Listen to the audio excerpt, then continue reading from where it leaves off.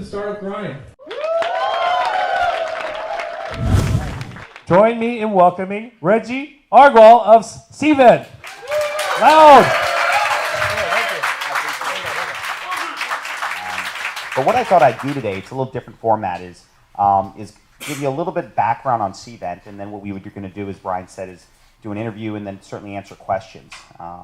So maybe what I'd start is just start with my PowerPoint and just kind of give you a quick background on who we are and a little bit more about Cvent, but more about kind of the story that I had. So let me just click here. So I'm going to kind of tell you the story that I went through, because I know a lot of you are going through similar phases that I did 12 or 13 years ago. Let me just ask in the audience real quick, just so I can understand the demographic here. How many of you are the CEOs or the founding team of a startup right now? Raise your hand. Okay. How many of you are considering doing that? Okay. So we got a pretty strong audience towards the founder side. How many of you are doing B2B companies versus B2C? So let's say B2B, more business oriented and towards your customer base. What about B2C? Okay. So, and what about, B2G maybe, or government? Anyone? Okay. So about 50-50 in the audience there. So I'll try, my kind of biases come from B2B because that's what we're involved in. So don't proclaim to be an expert at B2C, but I'll give you at least just my general thoughts on whatever space that you're in that I think are applicable. So quick background is I grew up in the area. I grew up in Alexandria. I went to a local high school called Edison. I went to UVA undergrad. And I remember when I graduated, I told my parents that I didn't want to be an engineer and I didn't want to be a doctor. And so I said I wanted to be a lawyer. And that wasn't really an option because if you can tell I'm Indian, and you kind of had two choices. So after crying for a little bit, I said, I'm going to be a lawyer. And they said, okay. And they said, what's it like going to be being an immigration lawyer? And I said, well, Mom, I'm actually not going to be an immigration lawyer. I'm going to be a business lawyer. Anyway, so I went to law school, enjoyed law school, but wasn't sure I wanted to be a lawyer. So I graduated, practiced for about 5 years, and I enjoyed doing it, but it wasn't really my passion. And probably like a lot of you who are professionals in whatever field you did, you decided to kind of make a pivot. And so for me, the way I made a pivot was I got my entrepreneurial spirit started in an organization, kind of similar to this. It was called the Indian CEO Technology Council. And I started it with a buddy of mine. He's the co-founder of a company called MicroStrategy. And essentially what we did is we put together events. This is back in 1996, but it was limited to CXOs or CEOs of companies with at least 10 million in revenue and 75 employees. And of course I grandfathered myself in. I was kind of bouncer and I put the velvet rope that said, I'm behind this line even though I'm just an associate at a law firm, but everyone else has to have 10 million in revenue to be a CEO because there wasn't really a chamber of commerce, if you will, for CEOs like that. And so we quickly started with about 20 CEOs who were Indian descent, and we quickly grew to about 150 because that's how many CEOs in Washington were Indian and had 10 million in revenue and were in technology. And then like a good marketer, I quickly realized that we had almost 100% market share. So how do we expand our market share with the organization? So we said, hey, let's let in white people. No, just joking. But we decided to let in anyone. We don't care if you're black, white, red, green, don't care. As long as you have 10 million in revenue and 75 employees, we'd let you in the group. So in '99, we pivoted and we decided to open the group up. And we grew to about 3,000 CEOs in Washington, actually. And got a lot of great press covered in Forbes and the Washington Post, and it became a very large, successful network. And then we ended up merging with another group called the Thai Group, which had an international presence. But the point is that my lesson number one is when you start a business, the first way to start a business, of course, is to be the customer. And you feel, as the customer, you know what the concerns and issues of the problem are. So that's the easiest way. So my first kind of analogy is, do you want to create an aspirin or a vitamin? And I'm going to give you what I call some, hardcore advice. And some of you aren't going to like it because it's not necessarily in your business model. But I'll just tell you what I've learned. So the first question is an aspirin versus a vitamin, kind of an analogy. And they both have their benefits. So let me ask you a question. If you had to create a business, would it be an aspirin or would it be a vitamin? So let me just take around the audience. How many of you would create an aspirin? Raise your hand. Okay. Let me ask the gentleman over here in the pink. What's your name? Rob, why would you create an aspirin? Take away the pain. Okay, what are some other reasons for the aspirin? Why create an aspirin versus vitamin? What are some other reasons? Take away the pain? When you need it, you absolutely need it. When you need it, you absolutely need it. Yeah? What are some other reasons? You know your client base. You know your client base. Okay, well, let me switch the subject then. Vitamin. How many of you would create a vitamin? Okay, let me take the lady back there. Yep. What's your name? Alyssa, why would you create a vitamin? Proactively fix the problem. Okay, what are some other reasons? Repeat revenue. Vitamins you take, hopefully more than you take aspirins. What are some other reasons? Makes you live longer. I'm sorry? Makes you live longer. Makes you live longer. You buy in the hype, don't you? Okay. That's true. Well, you can customize it. You can customize it, maybe different types. Formula like aspirin. Yep. It's more of a luxury than More of a luxury. So I think these are all good reasons. So let me tell you my view. My view after running a business for so long is I have a very clear view. You need to create an aspirin. Just tell you why. It's a simple. Solve a pain. Now I'm talking more a little bit towards B2B, and I'm going to, again, admit that I don't know as much about B2C, but let me give you a little bit view on B2B. The problem is most businesses fail, and we all know that. And what are the reasons they fail? Management team, the space isn't big enough, competitors, I understand that. I see the number one reason why people fail, because I mentor a lot of entrepreneurs, is they create a vitamin, not an aspirin. It's a nice to have rather than a must have. And what happens in a recession? What do you cut? A nice to have. So you cut the nice to have. And I'll give you an analogy. Imagine living on the 4th story of a building. You walk down 4 flights of stairs, your elevator's broken, and you walk a block away, and you have a searing headache. And you know what? You're allergic, so you got to take this special aspirin, let's pretend. You're going to walk back a block, walk up 4 flights of stairs, and get that headache because nothing else matters. If you walk down 4 flights of stairs, never got out of your building, but you forgot your vitamin, how many of you turn around and walk up those 4 flights of stairs? You won't. You say, I'll take it tomorrow. And that's what happens to most businesses when, for example, there's a recession. Nice. Hey, this is great. Talk to me next year. We don't have the budget. What I learned is when you're creating a product that you want to make sure you find a pain point and solve it simply because nothing else matters. So when I was running my business at the time, it was a nonprofit, I know that organizing events was difficult. I saw how painful it was for me to use a spreadsheet, sticky notes, Excel, Outlook, whatever it may be. This is kind of frankly the pre-Evite days. And but the fact is that I found a pain point and I solved it with the solution that we created. So my first lesson is just make sure you create an aspirin, not a vitamin, because vitamins are nice to have and they may work if you hit the right market. But the reality is that the fact that people always are willing to solve a pain and pay more for it and be much more focused on it rather than a vitamin, which is a nice to have. The second thing is just to kind of talk about the early days. So lesson 1 was, hey, let's create an aspirin. So the next thing I did is I quit my job because I thought I was creating an aspirin. I found a pain point. And I quickly kind of funded the company with credit cards like a lot of you did. Now it's a little different because when I created Cvent, this is back in '99, you could do something that you can't do now because I had good credit because I was a corporate lawyer. I worked at a firm called Shaw Pittman, and I had good credit. So I quickly got 15 credit cards because I got all these things from Capital One and so forth. And within about 30 minutes, I applied to all 50 of them online, and then I got $520,000 of credit because they didn't figure out that I got the other one. And boy, did I spend that money quickly because I'd already saved money. I spent the money I'd saved, and I really, we bought a lot of equipment and so forth. And again, it's not like it is now where you have all this cloud-based stuff. You had to buy your own servers, you had to do stuff, and you had to put a lot more money in infrastructure just to get off. So literally, I spent that money within a couple weeks because we'd been saving these expenses till I got the credit cards and did this. So you can't do that anymore, but this is the kind of risk you have to take. And I'd been living at home because when I graduated from law school, I'd been away 7 years from my parents in Alexandria, so I moved at home, saved a lot of money, and so spent that, and then used credit cards for about 500 grand. And then things, were going pretty well for us. We decided to start growing slowly. There were 6 of us, but then something happened, the dot-com boom. So in '99, the boom was in full swing, and we reacted to our competitors. And we reacted to the market.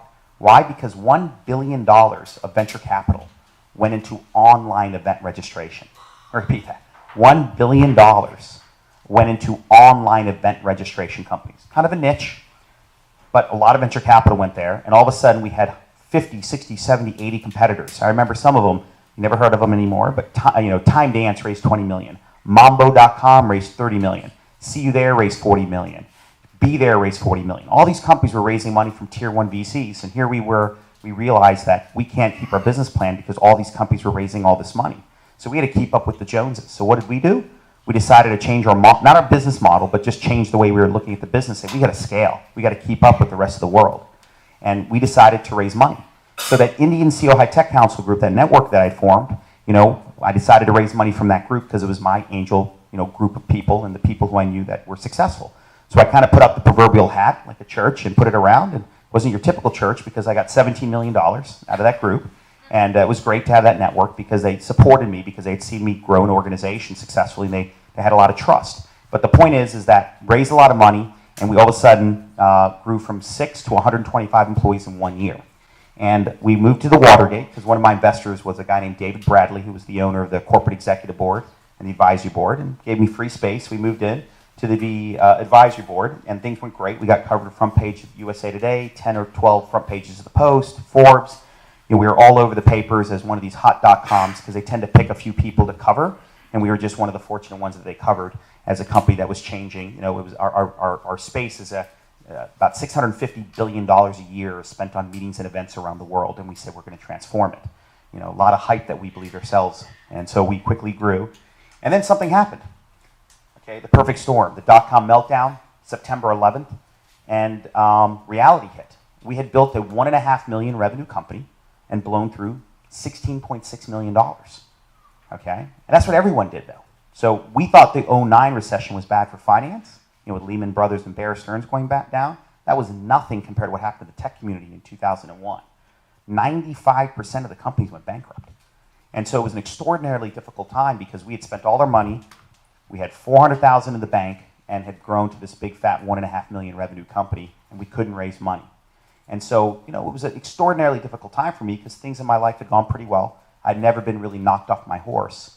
But more importantly, not only knocked off my horse, but also I didn't even know which way to get up. So I'll give you just one story of how bad it got. I remember I went to my high school reunion. It was my 15-year reunion in 2002 because we had to cut from 126 people down to 24 people. We cut 80% of our staff in '02. And I went to my high school reunion, and I was president of my high school, so we had about 400 people in my high school class, my graduating class. We went there, and I realized I was the biggest loser in my class. And I realized it because, one, I still lived at home. I was kind of the Indian George Costanza. I was 32 years old, still living with my parents. I hadn't taken a salary in 2.5 years. I had taken credit card debt of $500,000. I owed 152 people in town because I'd raised money from 152 angels who all were after me to get their money back, which of course I had nothing. And the papers had turned on me. They started writing negative articles on Cvent saying how we're going to go bankrupt. And so, there's something called going through personal tragedy, which is very tough. It's 10 times worse when you go through personal tragedy and everyone's reading about it. Okay, that's just much more difficult. So it was a very difficult time. And so this is when you really separate the wheat from the chaff in entrepreneurs. And I'll give you one last story of the difference. So we had signed up space for 250 people because when we moved into our space, we were 125 people, and we thought things were going great, and we couldn't get space because there was literally like 2% vacancy because everything was booming in 2000. And so we signed space for 250 people. And for those of you who have space, know that when you sign a lease, you generally sign a 5-year lease, and what happens if you miss 1 month of payment, all your payments in the future are due the next month if you miss 1 month's rent. It's called acceleration. Still today, that's what you sign. So we are in month 6. Our rent was $800,000 a year. Okay, and so we were going to miss our 7th-month rent because we had no money, and I said we're going to go bankrupt. And I talked to my landlord, and he goes, if you miss the rent, I'm going to accelerate the next 54 months, and you're going to owe $3.7 million. And I had like 3 cents in my pocket and about just a few $100,000 in the bank and not even necessarily be able to make payroll. So talking about being pushed to the corner, but I knew if I didn't get that rent done, the company was going to go bankrupt because who can afford to pay $800,000 a month rent when your revenue is $1.5 million, right? Any revenue you brought in, your company was just going right to rent, and it just sucks the energy out of you. It's kind of like imagine being in this space and you have 2 people in it. It's just you're struggling and you're seeing how much rent you're paying, but you can't get out of it. So my landlord did something, and he said, you know what we're going to do? I'm going to make a deal for you. I'm going to cut your rent in half, but you have to now personally guarantee it. So the difference is we had a C corporation, which hopefully all of you have an LLC or C corp. So that means that now I had to get out of my corporate structure, and basically I had to now personally guarantee it. At the time, I was like, no big deal. I don't have any money anyways. I live with my parents. The only thing I have is like my cheap clothes. I had a Jeep Cherokee that I had in college, and I still have the car. It was no big deal. But then I realized I'm 33 years old, or 30, let me see, at that time I was 33 years old, or 32 years old, and I said, if I have to go personally bankrupt, I can't go back to being a lawyer, because no good law firm's going to hire me. So all of a sudden, I spent 3 years going to law school. I actually got a post-law degree also, and I had no plan B because that was my profession. So that's when you really get tried as an entrepreneur. So was I really going to believe in this business? So it was a very scary time for me because I had to personally guarantee this money, personally go bankrupt now, and it really raised the stakes. And so lesson number 2 is not everyone should be an entrepreneur. Are you willing to take those kind of risks? Are you willing to really put everything on because you believe it? And so you have to take a 10-year view. So what I tell a lot of people is you don't have to be an entrepreneur. You can also be an intrapreneur, which is to join an entrepreneurial company and be an intrapreneur within that. So there's always 2 options to being entrepreneurial, which is finding that second type of company that allows you to be an entrepreneur within the company, but not live it at your parents for 5, 6, 7 years, not taking on everything in debt and so forth. But the point is being an entrepreneur isn't for everyone. And so just remember that, because the kind of risks, the kind of belief you have to have in your company is extreme. Lesson number 3 is fall down 7 times, get up 8 times. You probably heard this old Chinese proverb. So what happened is we cut our people, we're down to 26 people, and for the next 3 years we were the walking dead. We grew from 26 to 27 to 28. That sounds, 28 people sounds like a big company, but it's not when you had aims of much bigger, and you're still kind of recovering from what happened when you were 125 people saying you're going to be $1 billion company. And the fact is we were the walking dead, just kind of barely surviving. But the thing that really hurt the most was that when the papers turned on us, our competitors, right when we started getting up and turning the company around, our competitors started taking these articles and forwarding to our prospects when we were about to close a deal. And it's the Washington Post. Cvent's not going to make it. The company's barely surviving and is likely to go bankrupt. Imagine getting that. And every prospect we're about to close, our competitors would get that article and forward it, and that just got everywhere. So right when we're trying to survive, we get these articles. So every time you're going to get up, you're going to get punched down. That's going to happen to you as entrepreneurs. You think right when you get by, and boom, another person hits you in the uppercut. But you got to just keep getting up. That's what an entrepreneur does, because it's never easy. And so we just kept on getting knocked down, but we kept on getting up. And the fact is that if it wasn't for my team behind me, that wouldn't have happened. Lesson number 4 is be persistent and consistent. The fact is, for the next 3 years, we just simply set a goal. I don't care how long it took there, but at least we're sailing in the right direction, which is let's steady our base. Let's just do the basics. What were the basics? Build a good product, service your customers, and hire really good people. That was our secret sauce. And finally, make money while doing all 3 of those. So we decided not to raise more money, but just keep steady on our path and go down to we had $400,000 in the bank. We were spending a lot of money, but we just had to cut down and focus back to our core mission. Lesson number 5. Oh, by the way, in lesson number 4, if someone asks me what's the best way to describe, and this is no pun for this group, way to describe being an entrepreneur, it's a grind. It's just simply a grind. You just take 2 stones and you're rubbing them. And for sometimes 6 months or a year, nothing happens. And all of a sudden, some sand falls down or some grains of rock. And then you keep rubbing it, and then maybe a chip falls. And things are looking great. And then all of a sudden, for another 6 months, nothing happens. It's just grinding and grinding. But hopefully, after grinding enough and being persistent and consistent, if you're smart, if you're persistent, if you have a little bit of luck on your side, then hopefully you're able to get through what you need to. But the point is, it's a grind, and you have to make sure that you're ready for it. It's not a quick fix like you read in the papers. The problem is the press only covers the positive companies. They don't tell these stories of what people did to get through what they need to. Lesson number 6 is, or let me see. Lesson number 5, the DNA of your company is your people. We wouldn't be here if I didn't have my management team. There's no question if my management team wasn't behind me and didn't stick with me, we wouldn't be here. 11 of my 12 original people from 99 and 2000 are still with me today. And that's the only reason Cvent has done well, because of this team. So I have 2 or 3 comments. Number 1, invest in your leadership team, share your equity. Okay, you have to, because a lot of people get greedy and they don't give up equity because they want to keep it in, but the reality is you need your team to grow. The second thing I would tell you is that your people are your most important assets. We're in a knowledge economy. And from my view, let me just tell you how much I believe that. So Jack Welch said that a CEO can focus on 3 things. The CEO can focus on customers, the CEO can focus on strategy, or the CEO can focus on people. You can't do all 3 of them. You can pick one of them to do well. I've picked people as an example at Cvent. Why? Because I interviewed every single employee we hired up to about 800. I spent 80% of my time interviewing in HR. I can get customers. Strategy, of course, I spend time on, but the reality is there are smart people. They'll save me. They'll get me more customers. So I personally am really the HR director at Cvent. So let me give you an example.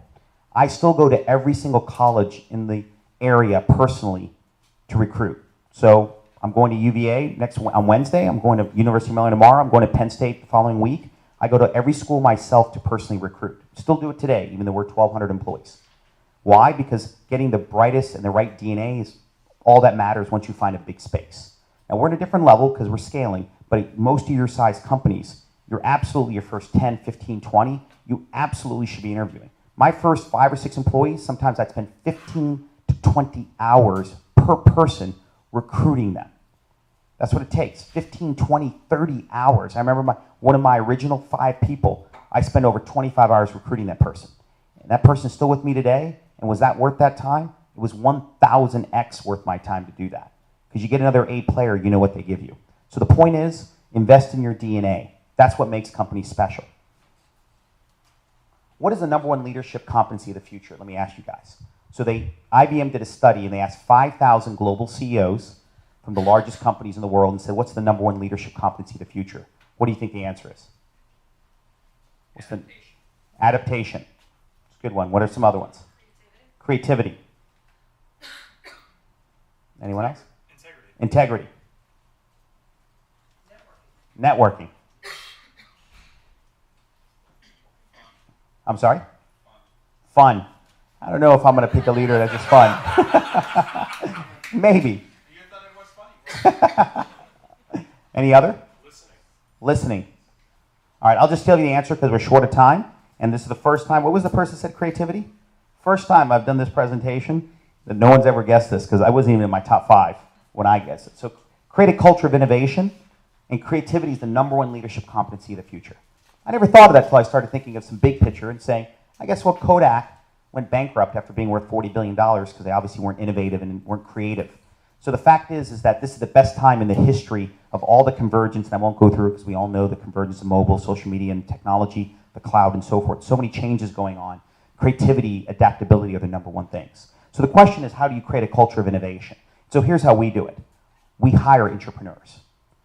Almost everyone we hire, we try to say, is this person someone who's creative, aggressive, entrepreneur? I know you need to have, no pun again intended, you can't have everyone be a chief. You need enough Indians also. But the fact is you create an environment that's creative, you create an environment that's innovative. You need that because if you're not moving quickly, and right now some of you are right in the flow, but now I've been running Cvent, we're 14 years old, I'm not in the flow. We've become a little bureaucratic, we're 14 years old. I got 1,200 employees, we got policies, we got things that I can't be on the cutting edge myself because I just got too much going on. The point is, but I have a great 2nd, 3rd, and 4th layer. So it's in our DNA to hire those type of people. And we'll pay a premium for those people. Why? Because you have to be creative in this environment. So just remember, as you look at people, creativities are very high. Lesson number 7, get back to the basics. So for those 3 years that we were Walking Dead, it really forced us to get back to the basics, which I said is focus on building a good product, servicing your customers, and hiring really good people. And again, doing all 3 of those and making money. So customer obsession. At the end of the day, too many people rely on VCs and angel money to fund their business. What are the basics? Get your customers to fund your business. That's how you want to fund your business. It doesn't cost you any equity, and it's obviously the right way to do it. But too many entrepreneurs today focus purely on just raising money and getting this hype valuation and selling at the hype time, and then someone else gets left. Sure, you can do that, a lot of companies, but that's not a sustainable way to do it, and it's very few that get away with it.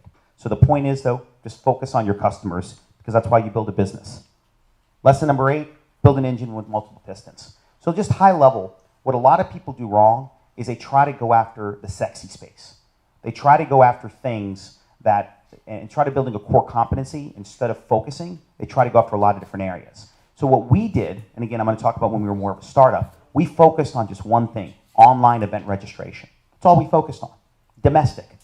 My people said, there's a lot of business in London. There's a lot of business in Asia. You know what I said? There's a lot of business in Buffalo, New York. Now get your butt up to Buffalo, okay? London is not that exciting. Sorry, what am I? That's great. It's a great city. That's why I said go to Buffalo instead of London. But the point is that too many people get focused on trying to go to the sexy places instead of being basics. I'm going to the basics. I said there's a bunch of companies 2 blocks down that we've never talked to sell our event management product. Why haven't you done that? So the point is, focus on your core. Once you become good at that core and the #1 in your space, then you can focus on multiple pistons. So what we did is we used to have event management tools online event registration tools. And then what we did is we launched something 8 years later before we launched our second product. And now we have 6 products.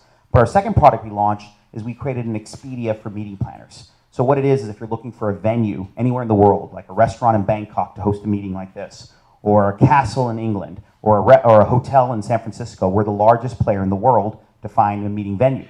But it took us 8 years before we launched it because we wanted to be number one in our space. Too many companies try to do too many things instead of being very good at one thing. And so my only kind of advice to you is focus and be really good at something before you get all excited and doing 10 things. Because you heard the old phrase is master of all trades, but master of none. And you can't do that because you got guys like me that work 100 hours a week, put all my money into it, and become the master of one thing, where you're trying to do a bunch of things. So the point is that focus and diversify at the right time. And so, for example, what this represents is this is the amount of meetings going through our system, and we've grown it. We did about $5.5 billion last year, and we'll do about $7 billion this year. But we grew it like a hockey stick because it took us 8 or 9 years before we had the infrastructure to do it. So the point is that diversify at the right time is really my message to you. And most of you are smaller companies, so just be cautious of when you diversify. We didn't do it till 8 years. So where Cvent now is, I won't go through too much through this. This is a little bit of our growth. We went from 4 to 130 down to 26, I mentioned, and then we're about 1,200 right now. Let me kind of wrap up with the last couple slides. That's kind of where we are today. Lesson number 9. What's our secret sauce? We still don't forget that we're a startup. So we're 1,200 employees, and we still act like a startup. So let me give you a couple things that we do, because I've helped a lot of companies that are struggling financially, and I look at their expense reports, and I can't believe it. So we still share rooms when we travel. So when we go to trade shows, I still share rooms with associate or senior associate. Okay? Why? Because it's our culture that I'd rather take that money, save it, invest in hiring salespeople, client service people, or technology people. When we travel, I go to India every year. We send 100 of our employees from the US to India and about 40 back from India here. When I travel there, I've gone there 10 straight years, always fly economy. Can we afford more than that? Of course we can. We're a large company. We're growing very rapidly.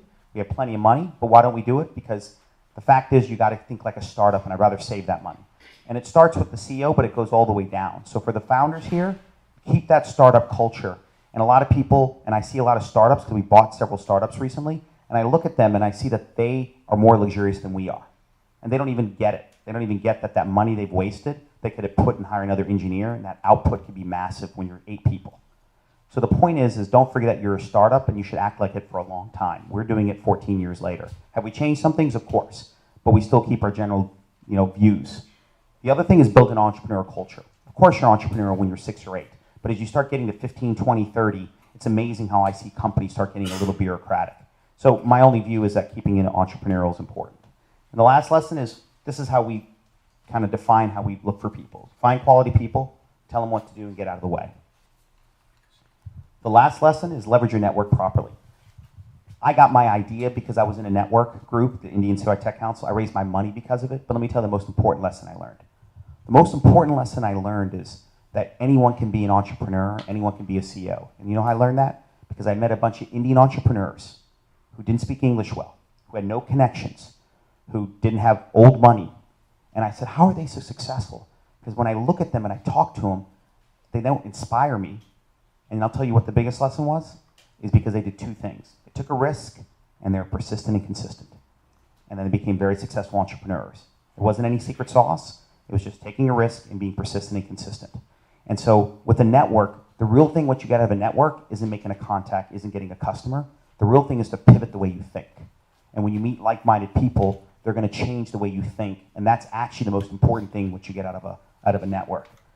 The last thing is there's a lot of chaos going on in your startup. There's a lot of chaos going in the market. There's a lot of chaos going in technology. The fact is it's obviously opportunity.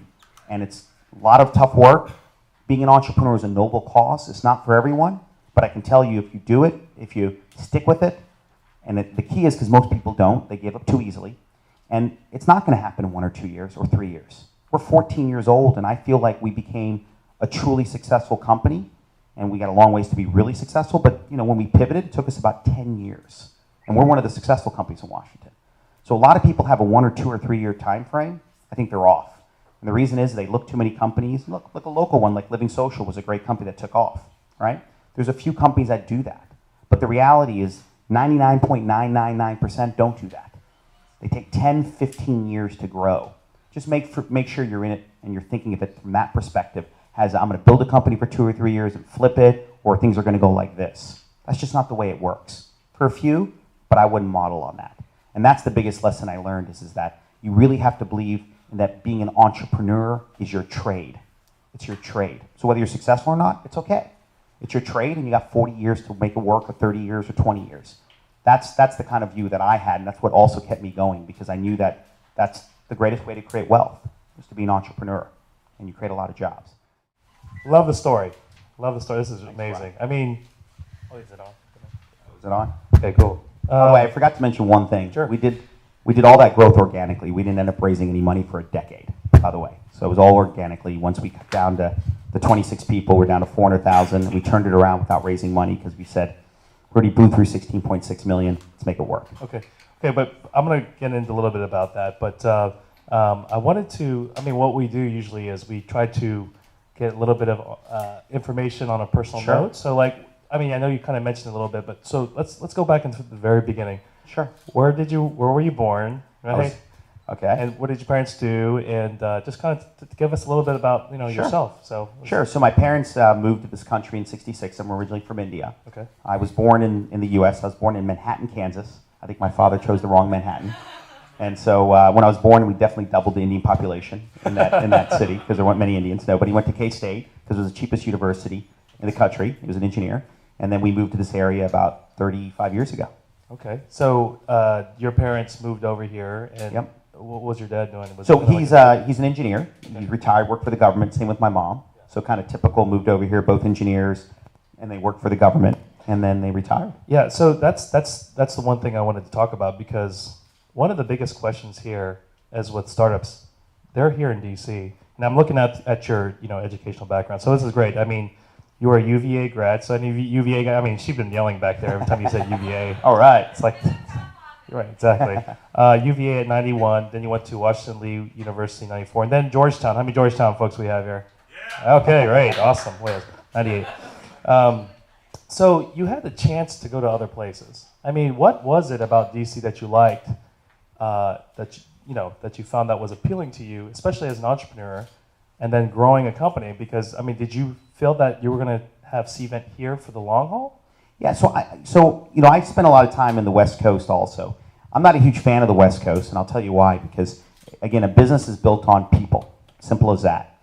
And I know that there's venture money there more and so forth, but I can tell you a couple things. I formed my company here simply because this is where the organization I started was here, and it just made sense. And so I didn't give it much thought because I was here, and I didn't focus on where was going to raise venture capital money. I focused on, where kind of my network was. And I found the pain point here, and it just kind of was simple. And this is a big enough ecosystem, and if you're a good company, it's easy to raise money here if you have a good product and a good company, frankly. But my biggest advantage, what I think about DC though, is that there's plenty of bright people here, plenty of young people that want to come here. It's a destination city, so it just made sense for me.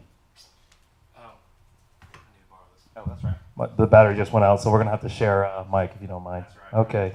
You want to share water bottles too? Yeah, we share when we travel together. Okay, sure.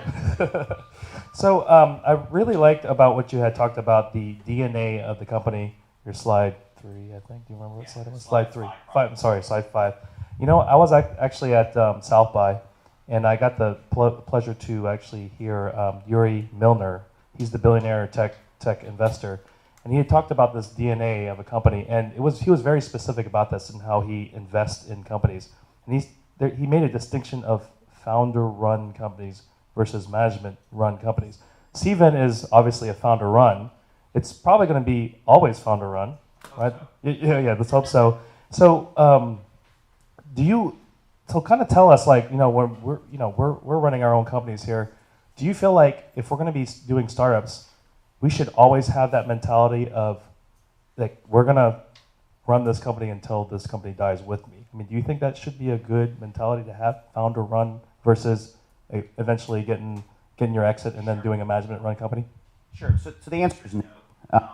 Again, not everyone should be the entrepreneur or the CEO forever. It's just simple as that, because not everyone's built to scale.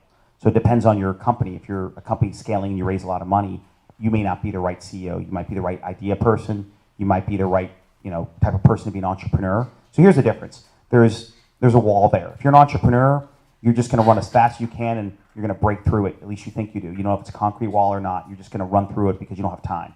Kind of your typical, let's say, more thoughtful CEO will go up to measure it, feel it out, and see how thick it is. But by that time, you've already broken through in it and you're already 100 yards down the road. But the difference is, it depends on the approach you want to take and where you are in the phase of your company.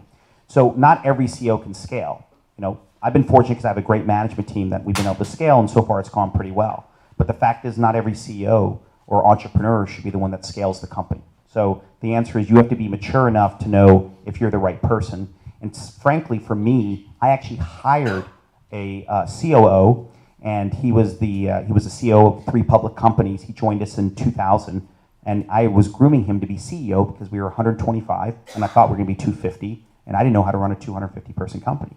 But when we cut down to 26 people, the board actually had a meeting with us, and I thought I was going to get fired because of what happened. And then they decided to keep me because I was the founder, and they knew this was going to be a difficult time period, and the founder will stick through it.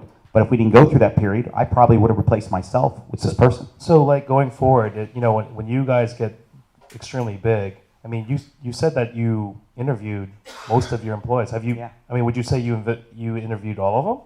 So Mostly? the first 800 to 900, I would say, I interviewed 90% of them. Okay, 90% of them. Maybe first 800. Now I don't. I interview certain levels, certainly manager level and above, and then I just spot interview, certain people that are below manager, just to make sure we're keeping up our right standards. So again, but it depends on what your strengths and weaknesses are and the company's state. Because it's been 14 years, the company's also giving me time to mature. So that's probably why I've been able to stay a CEO, because we didn't grow like this. And then if that was the case, it would have been the wise thing for me to do and the right thing to do by investors, which is to find the right person. But I've had 14 years to mature, so I've been able to keep up with it. Okay. No, but bottom line though, the first 50 employees, you as a founder need to interview all the. I think you're crazy if you don't. Okay. Like, I can't even comprehend the fact that you would interview your first 50 employees. Okay, great. The other topic that we want to talk about, I mean, we're short on time because I want to open up on Q&A, is basically fundraising here in DC. This is a very hot debated topic here in DC, and so a lot of entrepreneurs are having a hard time of raising angel investing here. I mean, do you think that it may be an excuse that like, hey, I can't raise that much money because it's just a different market here, people are a little bit more conservative? Or do you think it's a legitimate point that it is really hard to raise investments here, seed round? And what is your advice to founders here in this room who are raising?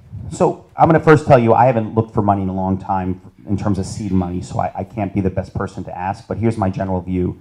Of course, it's easier to raise in Silicon Valley because there is more money floating around and investors don't want to fly out here and find the company. So it is easier per se because there's more money floating around. There's also a lot more companies out there to get that money.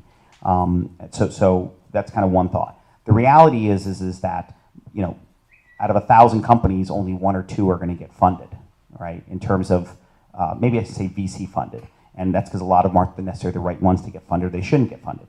It is difficult, but that's what separates the wheat from the chaff. And you just have to, when you're looking for money, just my basic advice is that you have to, you obviously have to create a good product and a compelling story, but it's going to take time, and you really have to rely on your network because it is very hard, no matter where you are, to raise money. So that's really good, because when you had said you have to rely on your network, so on the scale, your priority list of networking, would you say that's pretty high? Because when you had started, you did your seed round, you raised $17 million. I mean, that's unheard of. That's crazy. I mean, even though even 10 years ago that was the dotcom, Sure. craze, but still that was just crazy. And it seemed like you relied on your network. So would you say that the folks out here, try to build your network as much as you build can? a network to pivot the way you think. So you surround yourself with positive people that are entrepreneurial that will just make you think differently. That's still the number one. 2, you do it so you can, obviously, if you need money, when people like you, they believe in you, people invest in people. The third thing, you do it because you're looking for employees And the network helps you find those key original, initial people, your original founders or your founding team. So I think the network is extraordinarily important because it's just to do it in a vacuum is difficult. And that's one reason why Silicon Valley has done a great job, because it has all three of those working at a hyper speed. So I'm not saying it's not easier there, it doesn't have more there. But the fact is we have enough here where you can do it here if you have the right idea and you have the right persistency. Okay. So the last theme before we go Q&A would be, because it seems like this theme always keeps on coming up every time I hear an article cover you, but it's this the theme of frugality, right? I mean, that was the last slide in your presentation. So my question to you is, what's the most frugal thing you did? You mean That's clean. Besides living at home with my parents till I was 35, which is what I did. So the most frugal thing that I've ever done, or right now? That you ever done for your startup? How about that? Well, we've staged 3 to a room, Three multiple times. Okay, because I actually had a startup with my dad, and we kind of ran out of toilet paper in the bathroom. And his response, I was like, Dad, hey, we ran out of toilet paper. He goes, "You're too good for the newspaper." We weren't that frugal. We weren't that frugal. So yeah, it was not that frugal. Okay, good. So we're gonna open the floor up for Q&A. So nope, not yet. No. So we're gonna do things. So this is how we do things. Okay. So whoever collected the most business cards gets the right to ask the first question. So who? Let's see. How many business cards? Most business cards. 3? How many? 5? Prashana, man, you're a hustler. Whoa! Holy smokes.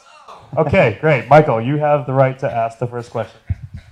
So you took quite a beating in 2003, 2002? Yeah, this was 2001 through 2004. How come no one beat you in the intervening years? I mean, that seems like a really impressive ability to keep your market advantage at that point, and something I'm always worried about. Sure, so here's a couple things. So one, everyone got crushed.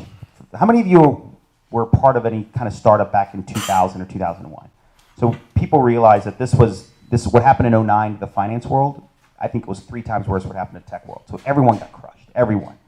So I think because everyone was taken down, that no one could make that move because they got crushed. That was a little bit of luck what happened to our competitors. Those who scaled to 300 employees fell even harder, right? So the bigger you got, the harder you fell in our space. So that was kind of number one. Number two, it's a big space, and everything takes time. Adoption takes a long time. Sure, you have the Facebooks and the LinkedIns of the world, but most technology takes a long time for adoption. So everyone was kind of like, when everything got knocked down, it just took a long time before online event registration became important, just like email.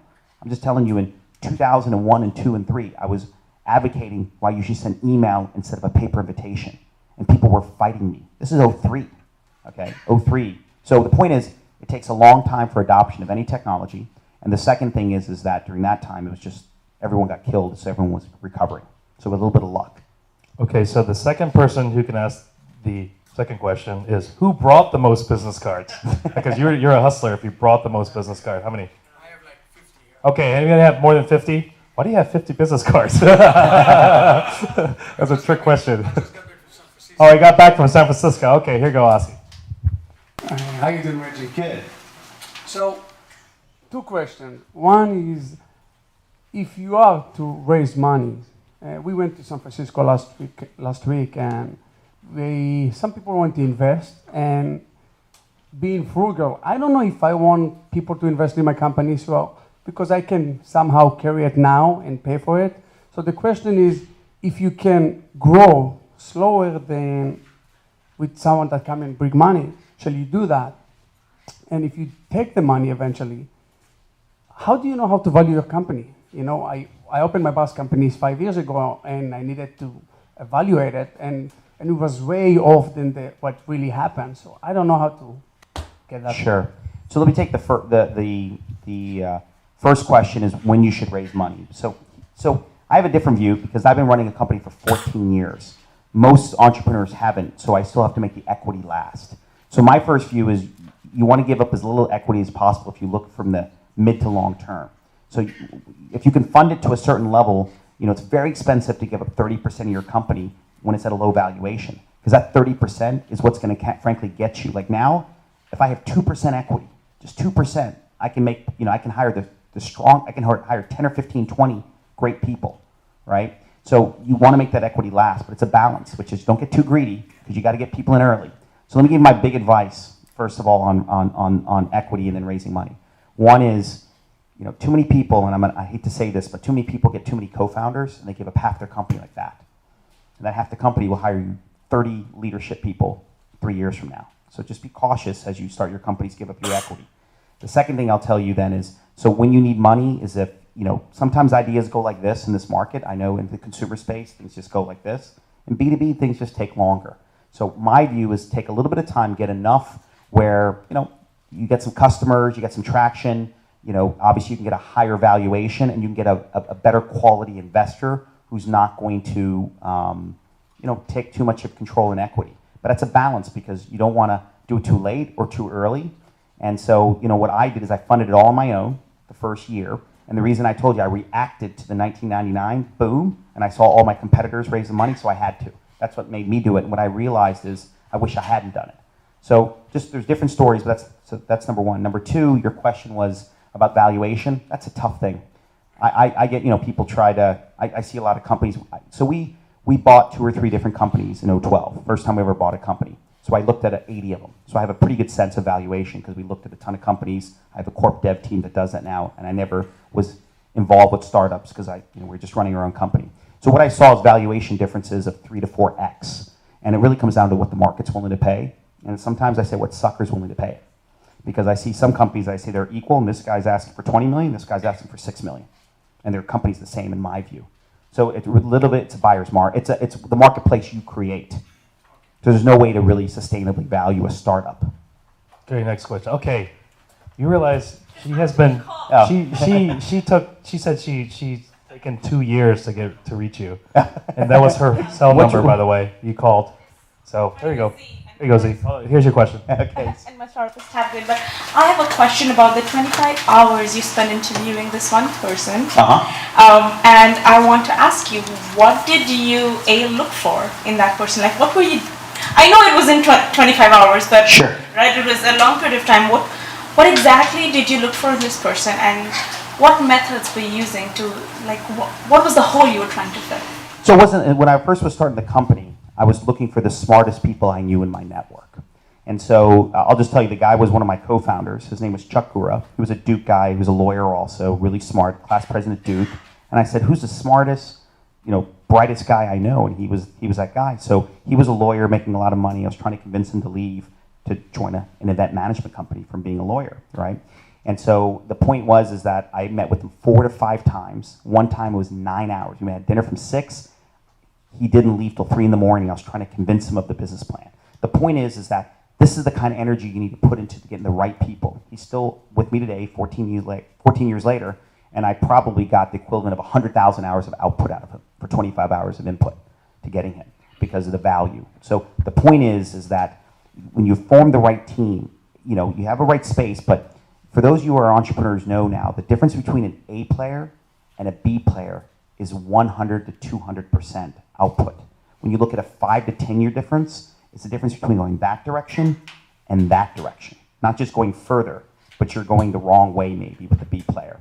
So my view is that your first 5, 10 people, it is so important to find the right people. And you have to put in that energy to sell them to join your company because they're taking a risk.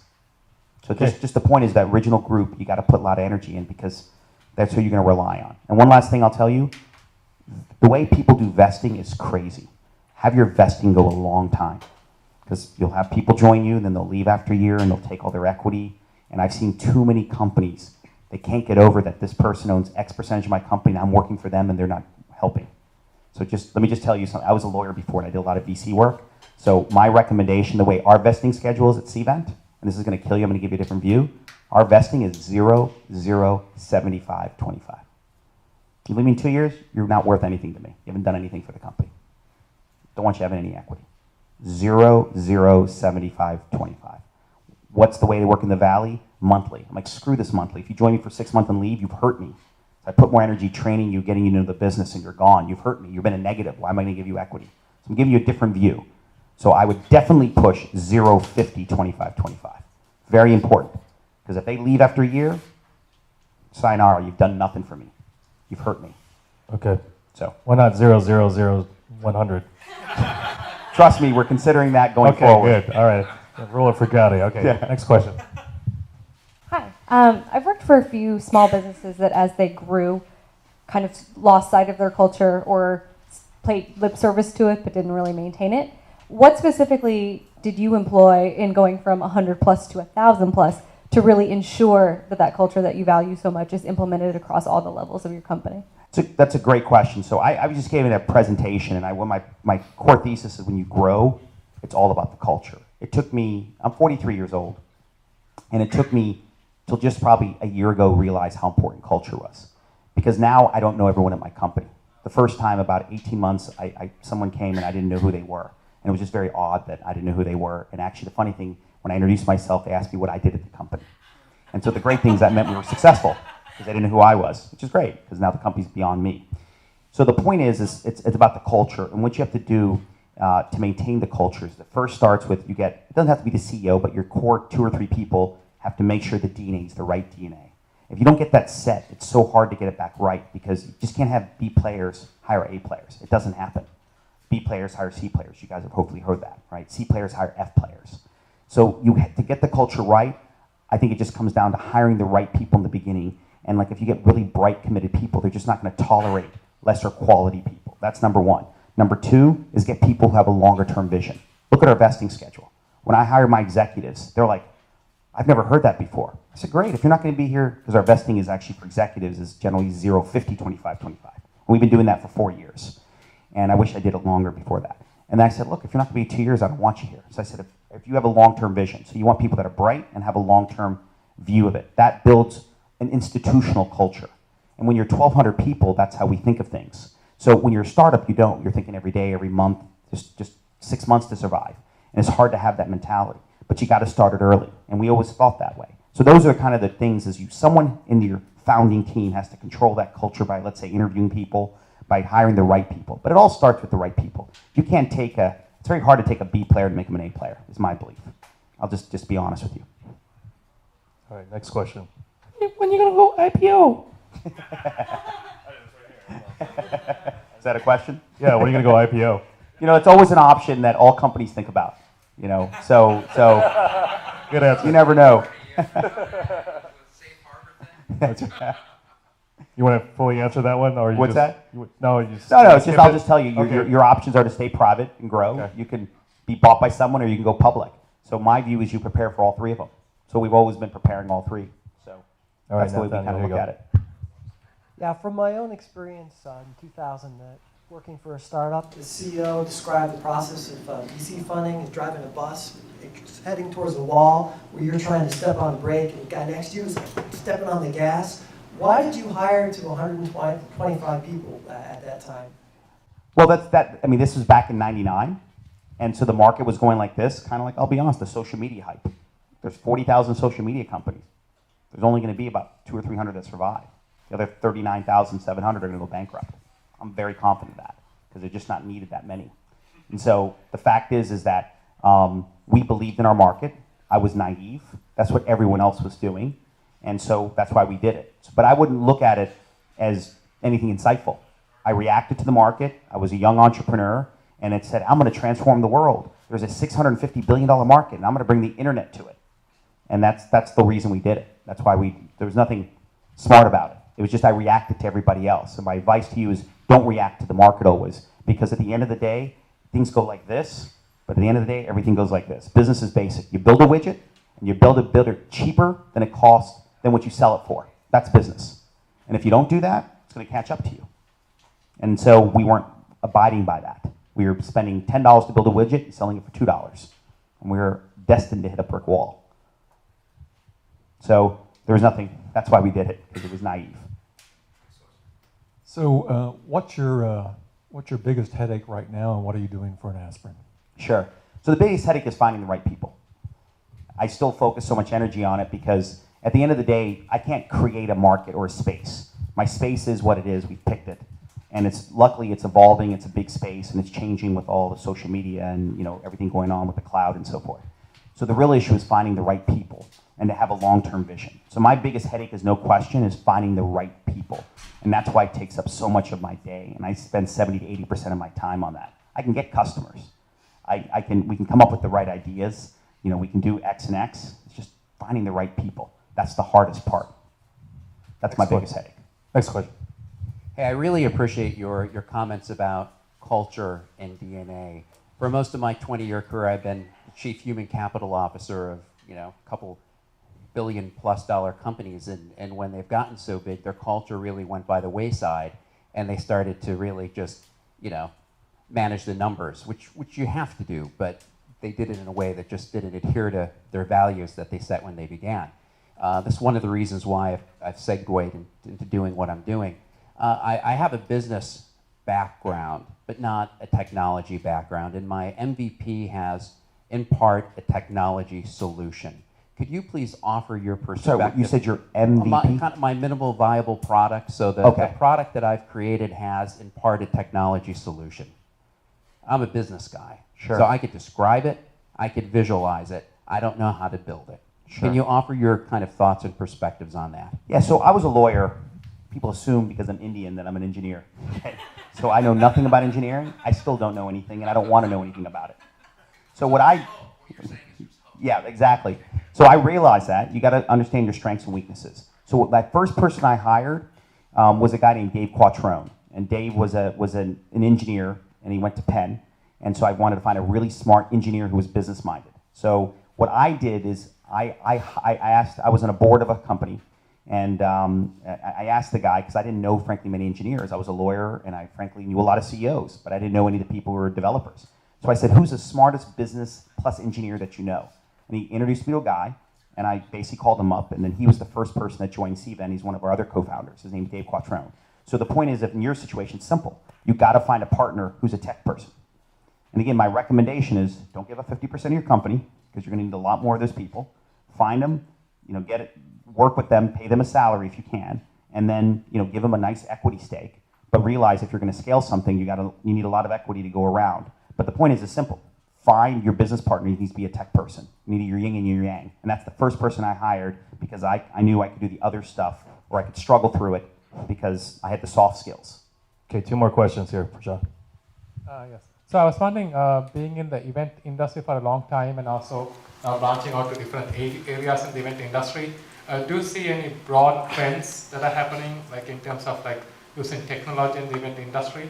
And are there like any niche areas where a startup can kind of try to do some products which provide value in the event industry?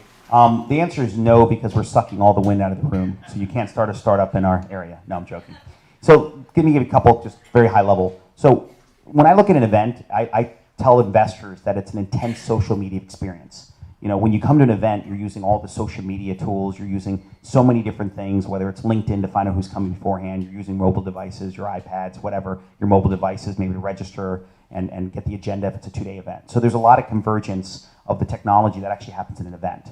So there is a lot of changes going on, which is a great opportunity for us, which is one of the reasons why we're growing so fast. I mean, we're hiring probably 350 people this year. So the second thing, there's absolutely a lot of opportunity in our space in different areas. Because there's so many new areas coming, because there's a shift going on the way people do business. So in chaos and shifts, there's opportunities. And so I do think there's a lot of opportunities where you can, you know, start companies. I mean, there's thousands of startups in the event management space, thousands in the US only. I would say there's probably 3,000 to 5,000. Now we're the largest, I think, worldwide in the business event space. Okay, but there are thousands, and you know, there's another company like Cvent in the garage that's going to take us on. So we're always trying to be innovative. Okay, last question. So I totally appreciate what you're saying about creating a culture of innovation. I tried to do that at Housing and Urban Development as a consultant and realized it's easier to be an entrepreneur. Yeah. With that in mind, I was really curious about the innovation space that you're in and how you do it with your types of customers. When you look at event planners, a lot of them are old school based on relationships and who knows who, and you're bringing technology into the mix. How do you run your innovation operations, do customer development? Are you allocating a certain amount of money towards R&D? Is it in various areas that you're focused on it? Does everyone have an innovation responsibility like DuPont? So the question's more on innovation now, right? Not on the old school culture. Well, I guess particularly how do you innovate given the old school nature of your clientele or portion Sure. of your So we're in a lucky space because in an event, the innovation doesn't necessarily happen with the meeting planner. It happens with the attendees. So the attendees demand stuff like mobile devices, mobile apps. Meeting planner, a lot of them, you know, if you look at the profile of a meeting planner, they're a 46-year-old female, white female. That's a typical meeting planner from a from the US viewpoint. So, but the thing, they're being driven by their audience that wants mobile apps. So as an example. So we're in a lucky space where there's other people driving it, not just the company itself, but the external people. So that's kind of point number one. Point number two, how do we allocate R&D? So here's the lesson that I learned, and I still believe it. Now it's funny how things have shifted, but 20 years ago, everyone knew Apple had better products than Microsoft. Microsoft out-hustled in terms of sales and marketing, and then once they got all the market share, they invested in products and theoretically had better products, or certainly had more adoption. And then, of course, we know what's happened in the last 5 years, but that's because they pivoted and invested in a new space. So the thing is that we put a lot of money in R&D, but I want to stress again sales and marketing, that R&D is super important. But getting obviously sales and marketing going is more important in my view, because then you can take that money and invest in R&D. So they're all important, and finding that balance is important. So there's no magic way of doing it, except that, and again, I'm talking more B2B. B2C is a little different. But in the B2B space, what we've learned is that, number one, that we got to push the innovation on our clients, number one. Number two is that you have to have not the most innovative product, because I actually don't believe in that. We don't believe in the bleeding edge. I'm sure you guys have heard that term. We believe that the second mouse gets the cheese in a lot of situations. So what I would tell you is that balance that. Because everyone forces you to say innovative, to be the best, you have to be the best. Hey, I can pick 50 companies, including Google, who weren't the first in all their spaces. But again, the second mouse gets the cheese a lot. So just balance between them and understand both sides, because too many entrepreneurs who are tech focused think that just because they have the best product, they're going to win. And the reality is that that isn't the case in actually a lot of spaces. So it's just a balance. All right, so the last question we always ask our guests, it's the most important question. So, ready for this? I'm ready for this question. Okay. So, who is your favorite superhero and why? Who's my favorite superhero? And why? And why? I think it's probably Aquaman. And why? Because I like Entourage, and so that's probably the reason. Okay. Let's go. Kind of a lame answer. I'm sorry. You already told me the answer, so we actually got you. We're trying to look for an action figure. Vince Chase is Aquaman. So we got you Aquaman here. So here you go. Well, thank you very much. All right. Thank you. Aquaman. You're gonna put that on the. You're gonna put that in your office. Absolutely. Okay, great. So, ladies and gentlemen, Reggie Aggarwal, thank you very much so much. Thank you, guys, and good luck with your startup.